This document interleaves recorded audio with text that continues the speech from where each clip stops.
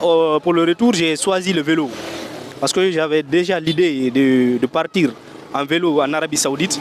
Ça fait quelques années maintenant, mais je n'avais pas quand même le courage de commencer. Parce qu'on a des idées, des projets, mais ça tarde on tarde à les remettre en exécution. Donc j'ai profité de ce voyage en Côte d'Ivoire pour acheter un vélo et essayer de voir vraiment comment ça va se passer. J'invite les autorités de la transition, que ce soit le ministère de la Jeunesse et des Sports, le ministère des Affaires religieuses, le ministère des Affaires étrangères, vraiment de m'aider à avoir le visa. Parce que c'est quelque chose qui n'avait jamais été fait auparavant et j'ai envie d'en... Voilà, bonjour à nos chers abonnés. Et aujourd'hui, nous sommes avec Mamadou Kadjali Oubari, le jeune marcheur qui avait marché avec son équipe de la Guinée jusqu'en Côte d'Ivoire pour la CAN 2023. Il s'est passé du côté de la Côte d'Ivoire. Et aujourd'hui, nous allons parler avec M. Barry, du moins, autant pour moi, de son séjour en Côte d'Ivoire et comment est-ce qu'il s'est retourné et quels sont les projets qu'il envisage à faire pour le futur. Bonjour M. Barry. Bonjour madame. C'est un plaisir pour moi de faire l'interview avec Compital. C'est un média vraiment que je respecte beaucoup. Je salue vos milliers de spectateurs. Vraiment, c'est un plaisir. Et comme vous l'avez dit, c'est nous qui avions fait la marche Conakry à Abidjan. Et ce n'était pas encore la première fois, parce qu'on avait participé à la marche Conakry à Bamako, qui avait été organisée par le collectif des marcheurs Conakry à Bamako en 2022. En 2023, on avait fait une marche Conakry Farana. Et en 2023-2024, mon équipe et moi, on a organisé la marche Conakry Abidjan, histoire d'aller supporter les Sili nationales lors de la CAN. On avait parcouru 1637 km de la Belle Vue à Conakry jusqu'à Abidjan, à l'ambassade de Guinée, plus précisément. On est parti à pied jusqu'à l'ambassade. Donc, on est arrivé à Abidjan, les choses se sont bien passées. On a supporté les Sili nationales et aussi nous ont honorés à travers les différentes victoires. Ils se sont qualifiés jusqu'en quart de finale. Mais la compétition s'est arrêtée là pour le Sili national. Après, on a pris l'avion avec les travers du ministère de la Jeunesse et des Sports. Avec quelques autres supporters et les journalistes, on est rentrés. Justement, avant de passer là, et la Guinée s'est limitée en quart de finale. Quel a été votre sentiment en tant que citoyen de Sili qui a aussi pris le courage de la Guinée en Côte d'Ivoire en marchant? Vous savez, une compétition, c'est toujours comme ça. Soit on perd ou bien on gagne. Donc, nous, on est satisfait de la prestation du Sili. On attendait mieux, surtout contre le Congo. On aurait tellement voulu que la Guinée gagne, mais D n'a pas voulu. Mais toujours, nous encourageons les joueurs. Nous les demandons de se préparer encore mentalement, physiquement, pour les prochaines compétitions. Parce qu'il y a la CAN qui se prépare du côté du Maroc en 2025. Donc nous espérons cette fois-ci prendre la coupe. D'accord, vous pouvez passer avec votre retour en Guinée. Donc parlant du retour, ça n'a pas été compliqué. Là, le ministère de la Jeunesse nous a offert les billets d'avion, on est rentré. Et moi, le lendemain, après notre retour, vu que la Côte d'Ivoire s'était qualifiée en finale, et les Ivoiriens nous ont beaucoup soutenus lorsqu'on faisait la marche, et pendant le durée de notre séjour là-bas. Donc, j'ai décidé de prendre la voiture et puis retourner pour la finale. Et alhamdoulilah, les joueurs ivoiriens m'ont accueilli dans leur hôtel le jour de la finale après le match. Et le lendemain, lors de la présentation du trophée au niveau du Félicia, là encore j'étais avec les joueurs. Donc j'étais tellement content et je dirais que l'objectif qu'on s'était fixé en quittant Conakry est largement atteint. Vous avez choisi quelle voie pour le retour de la Guinée? Comme j'avais déjà un projet... Parce que vous avez dit que vous étiez aussi de la partie pour soutenir la Côte d'Ivoire. Oui, pour une première fois, on est revenu par vol. Donc, quand je suis reparti, là, pour le retour, j'ai choisi le vélo. Parce que j'avais déjà l'idée de partir en vélo en Arabie Saoudite. Ça fait quelques années maintenant. Mais je n'avais pas quand même le courage de commencer. Parce qu'on a des idées, des projets, mais on tarde à les remettre en exécution. Donc j'ai profité de ce voyage en Côte d'Ivoire pour acheter un vélo et essayer de voir vraiment comment ça va se passer sur la route. J'ai pris un vélo électrique rechargeable que j'ai acheté à 400 000 francs CFA. Je l'ai pris à Abidjan jusqu'à Zérékouré. Pendant 6 jours, j'ai parcouru près de 800 km comme ça. Donc j'ai trouvé que le trajet aussi à vélo, c'est pas trop compliqué. Et depuis mon retour, je suis en train de me préparer pour partir en Arabie Saoudite à vélo.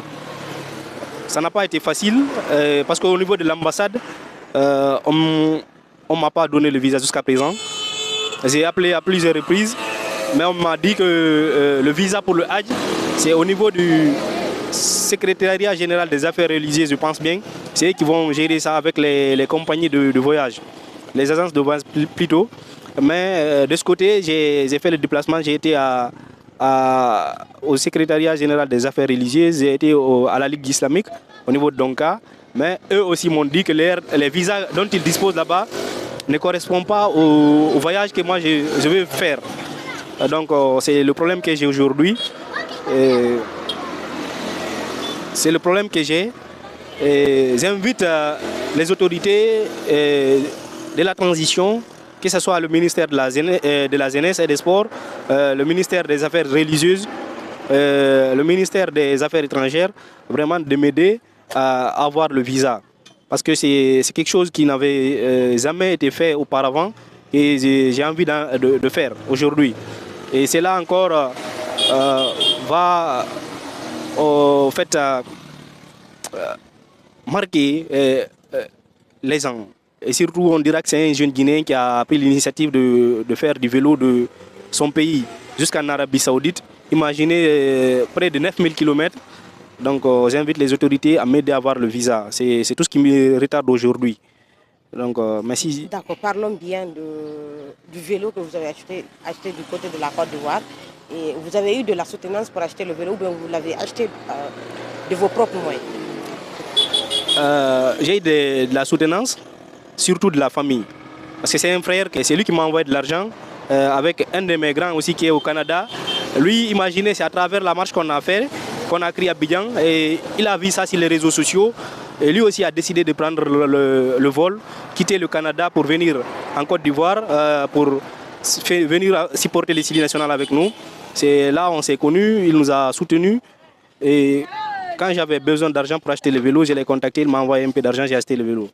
Donc ce sont ces deux personnes qui m'ont aidé pour le vélo. Moi aussi j'avais un peu d'argent avec moi, j'ai cumulé le tout pour payer le vélo. Parce qu'il m'a coûté extrêmement cher.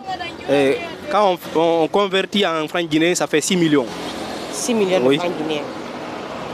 D'accord. Parlez-nous de l'initiative que vous avez prise. Comment est-ce que vous avez eu l'idée de créer ce business? Moi, je ne dirais pas que ce n'est pas un business parce qu'on n'a pas un but lucratif derrière, mais c'est juste un projet de soutien au Sili national.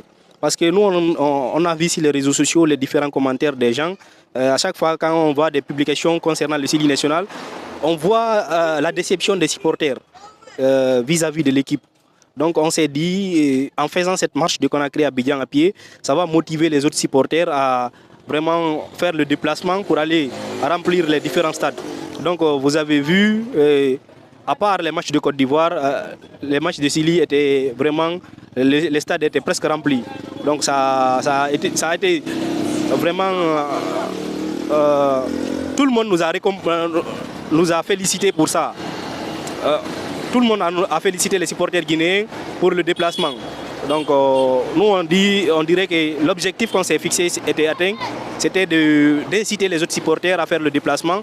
Beaucoup de personnes sont venues de l'Europe, beaucoup de personnes de différents pays limitrophes de la Côte d'Ivoire, de l'Afrique. Il y a des gens qui sont venus du Congo, du Sénégal, qui nous ont contactés, avec qui on a passé du bon temps en Côte d'Ivoire. Donc, et deuxièmement, nous avons un projet de construction d'un lycée sur l'axe Amdallah et Kabeling. Et depuis 2022, on est en train de travailler dessus. Donc, on a profité encore de la marche qu'on a créée à Abidjan, vraiment pour présenter le projet au peuple de Guinée, aux autorités guinéennes. Malgré que depuis notre retour, on a tout fait pour rencontrer le ministre de la Jeunesse. Et ça n'a pas été facile. Jusqu'à présent, on nous traîne là-bas. Justement, après maintenant le projet de supporter le Sili national, vous avez pris l'initiative aussi de voyager en Arabie Saoudite. Et c'est pourquoi j'appelle ça business, ou peut-être c'est un autre projet aussi. Et comment est-ce que vous appelez cette initiative alors? En fait, là, c'est un projet personnel. Je dirais un projet spirituel, parce que c'est un voyage qui va me rapprocher, je dirais, de Dieu. C'est l'objectif, c'est d'aller prier Dieu, de me pardonner d'abord les différents péchés que j'ai eu à faire pendant la vie, et encore prier pour la Guinée, prier pour la paix dans le pays. C'est l'objectif que je me suis fixé. Et l'idée d'aller à vélo, je l'ai, ça fait quelques années, parce que j'ai vu un Français qui l'a fait, de la France jusqu'en Arabie Saoudite.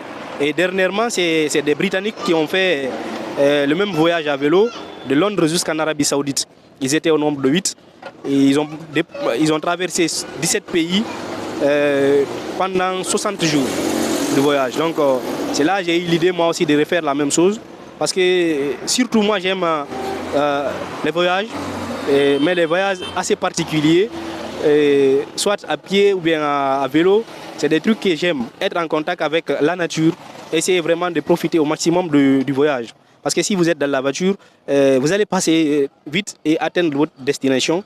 Mais si vous le faites à pied ou bien à vélo, vous allez profiter au maximum du voyage et puis essayer de tisser des liens d'amitié avec les gens au bord de la route.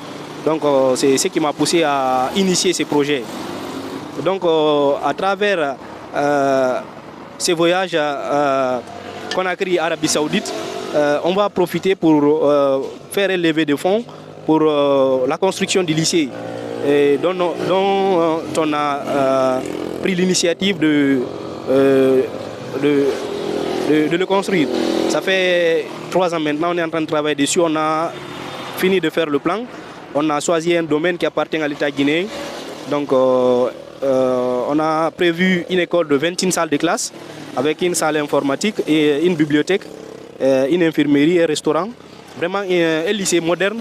Je n'ai pas vu son dé en Guinée, donc j'invite tout le monde à nous accompagner pour le mettre en place. Parce que ça va profiter à la jeunesse guinéenne, en général, surtout la jeunesse de l'Axe en particulier. Aujourd'hui, les jeunes de l'Axe réclament souvent des infrastructures vraiment de base, que ce soit des écoles, des terrains de foot, des centres de formation.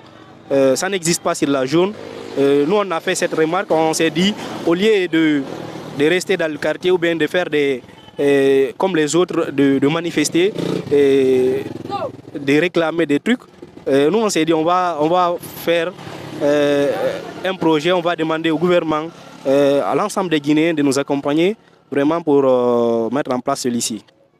Le lycée que vous envisagez à construire, ça sera dans la capitale ou à l'intérieur? Non, c'est sur l'axe Hamdallah Kabele. On a choisi un domaine vers Koloma. Vous êtes avec une équipe ou vous êtes seul? Non, je suis avec une équipe. On travaille en équipe. Donc le voyage maintenant pour l'Arabie Saoudite, il y a 2 routes, voire 3 qui sont vraiment praticables. Mais premièrement, on peut passer par le Sénégal, le Maroc, la Libye, l'Algérie, la Tunisie, l'Égypte. De l'autre côté, on peut passer par le Mali, le Burkina, le Niger, le Nigeria, le Tchad. Mais ce sont des pays aujourd'hui qui sont instables. J'ai choisi de passer par la Côte d'Ivoire, le Ghana, le Togo, le Bénin, le Nigeria, le Tchad, le Soudan et puis l'Érythrée. À partir de l'Érythrée, soit là je prends le bateau ou bien l'avion pour traverser la mer Rouge et atteindre l'Arabie Saoudite. Mais aujourd'hui, ce qui complique le voyage, c'est juste le visa avec l'ambassade. Qu'est-ce que vous attendez des autorités maintenant pour réaliser votre projet? En fait, l'attente que j'ai au niveau des autorités, c'est juste l'accompagnement pour avoir le visa.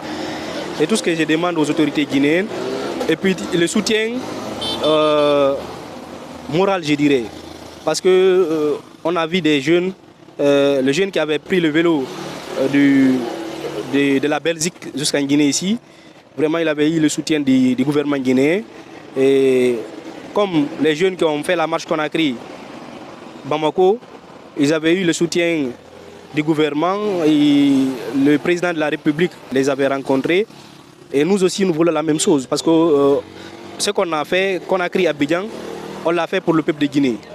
Donc nous voulons le soutien du gouvernement et surtout, nous avons un projet vraiment qui va aider la population. Donc nous voulons l'accompagnement des autorités pour mettre en place celui-ci. Donc c'est tout ce qu'on attend du gouvernement et au peuple de Guinée. Vraiment, ce qu'on attend d'eux, c'est la même chose. Surtout, c'est le soutien moral. Parce que quand on fait ce genre d'activité, on a besoin d'être accompagné moralement, d'être encouragé. Mais c'est un peu compliqué avec les différents commentaires sur les réseaux sociaux. Parce que quand on faisait la marche qu'on a créée à Abidjan, beaucoup faisaient des commentaires déplacés. D'autres disaient qu'on faisait cette marche pour une équipe qui ne valait pas la peine. Et d'autres disaient qu'on n'avait pas de travail, sans savoir que nous avons des projets derrière. Et la plupart des jeunes qui sont dans le mouvement, ce sont des jeunes diplômés. Moi, j'ai une licence en droit public. Il y a d'autres qui sont mannequins. Il y a des gens qui ont des diplômes professionnels, d'autres des diplômes universitaires avec moi. On travaille ensemble. Donc, nous invitons tout le monde à nous accompagner et moralement, et s'il faut financièrement, pour la mise en place du lycée. Déjà, il y a des personnalités et des entreprises qui nous ont promis de l'accompagnement pour la construction du lycée. Donc, nous voulons l'accompagnement de tout le monde pour la mise en place de ces différents projets. Quand comptez-vous quitter Conakry pour l'Arabie Saoudite? Donc, si j'ai le visa, je vais bouger la semaine prochaine, Inch'Allah. Mais sans visa, je ne pourrai pas partir parce que ça sera très compliqué au niveau du territoire saoudien pour entrer. Parce qu'en Afrique, ici, avec le passeport guinéen, je peux traverser presque toute l'Afrique. Mais du côté des autorités saoudiennes, ça ne sera pas possible. Donc j'invite les autorités de m'accompagner pour avoir le visa. Et aujourd'hui, j'ai commandé le chargeur du vélo en France. On va me livrer ça dans quelques jours. Donc c'est les deux que j'attends, le visa et puis le chargeur du vélo. D'accord. Il y a quoi en Arabie Saoudite en ce moment pour que vous partiez? Ou bien c'est seulement partir et revenir? En fait, c'est d'aller faire le Hajj. Parce que je me suis dit, avec la marche qu'on a fait, 1637 km, 50 jours de marche, c'était vraiment pénible. Et on l'a fait pour le plaisir. C'est un plaisir éphémère, je dirais, parce que le sport aujourd'hui, ça reste une activité récréative. Et je me suis dit, avec tout l'effort que j'ai fourni, de l'autre côté, pour Dieu, je dois faire mieux que ça. Donc c'est pourquoi je me suis dit il faut aller à vélo jusqu'en Arabie Saoudite et faire le pèlerinage et puis revenir. Parce que pour moi, l'Arabie Saoudite, c'est le pays que j'ai toujours rêvé visiter depuis l'enfance. Aujourd'hui, j'ai l'opportunité de le faire et surtout d'une façon encore exceptionnelle à vélo. Donc c'est l'objectif que j'ai. Juste aller faire le Hajj et puis revenir. Que Dieu vous facilite la tâche. Amen. Si vous avez quelque chose à rajouter. J'invite le peuple de Guinée, les autorités guinéennes, les chazes, à œuvrer pour la paix dans le pays et à renforcer l'unité nationale. Vraiment, j'invite la jeunesse surtout à agir de façon responsable. Parce qu'aujourd'hui, je dirais la jeunesse guinéenne est trop, trop surexcitée. Tous les jours, ce sont des manifestations vraiment qui n'ont aucun sens. Pour le courant, on voit des jeunes qui sont là en train de barrer la route un peu partout. Et de l'autre côté, les forces de l'ordre viennent, au lieu de disperser les gens, et puis il y a des bavures. Quelques jours après mon retour en Côte d'Ivoire, j'ai assisté à une scène qui m'a vraiment déçu. J'étais parti vers la cimenterie, saluer des parents. À mon retour, je trouve que toute la route Le Prince était barrée. Donc je descends vers Lambagny pour rentrer à Demoudoula. Là encore, je trouve que les jeunes sont en train de manifester. Je me suis dit, d'habitude, Lambagny, ça ne grève pas. Mais aujourd'hui, toute la ville était mouvementée. Donc j'ai profité, je suis rentré dans une boutique, histoire de m'abriter un peu, parce qu'il y avait le feu, il y avait des pneus qui étaient brûlés. Donc la police est venue disperser les jeunes. Et quelques minutes après, le courant est revenu. Je suis sorti de la boutique pour revenir à la maison. Je trouve un jeune qui est touché par balle. Vraiment, le cadavre était au beau milieu de la route. Je me suis dit, ce sont des choses vraiment déplorables. Une vie qui est ôtée injustement pour une banalité. Parce qu'aujourd'hui, le courant, ce n'est pas un luxe. Dans les pays limitrophes, quand on prend le Sénégal, la Côte d'Ivoire, ils ont le courant 24 heures sur 24. Mais chez nous, aujourd'hui, il y a des gens qui se font tuer juste pour le courant. Donc, j'invite les jeunes à comprendre la situation. Parce qu'aujourd'hui, nous sommes en crise. Le dépôt d'essence a explosé. Et nous sommes en saison cesse. Donc, les barrages hydroélectriques ne fonctionnent pas en plein régime.